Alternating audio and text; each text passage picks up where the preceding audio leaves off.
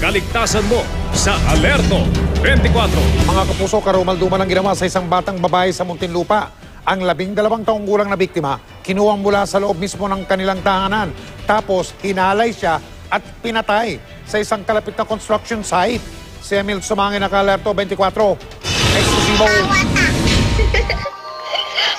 Bakas sa mukha ng batang biktima ang tuwa ng huli siyang makunan ng cellphone video kasama ang kanyang mga kaibigan 2 araw bago maganap ang krimen.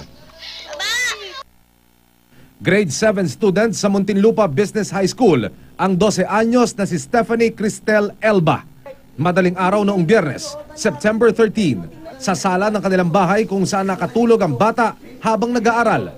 Pinasok ang bahay ng 3 lalaking suspect na nakalusot sa bintana, makaraang distrungkahin ng jealousy. Dito sa sala, pinaniniwala ang sinakal muna ng mga suspect ang biktima bago bitbitin sa bubungan ng katabing ginagawang paupahan. Ilang oras ang lumipas nang magising ang ama ng biktima at nang hanapin ang anak.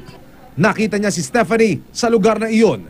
Wala nang malay at gulag-gulanit na ang saplot sa katawan. Dito ko siya nakita. Wala nang buhay pero pinilit ko pa rin. Akala ko buhay pa eh, para lang maano. Agad na nasukol ng taong bayan ang isa sa mga suspect na si Reynante Odoño sa katabing construction site kung saan ito nagtatrabaho bilang laborer. Kala ko po nung una, bagay lang. Hindi ko po alam na tao yung buhat niya. Tapos nung pinagmamasdan ko po siya, hindi po siya gumagalaw. Okay. Sumusuka-suka po yung lalaki na parang laseng. 2 pa sa mga barkada ni Odoño ang pinaghahanap ngayon ng Muntinlupa Police. Pagkaakit ko po sa taas, dala na po nila yung bata. Pinatay ang anak ko.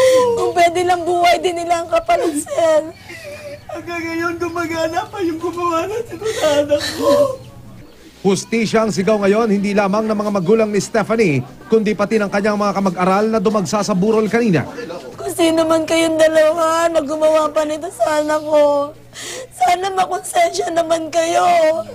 Isinasantabi na ng pulisya ang anggulong pagnanakaw, rape ang motibong nakikita nila ngayon.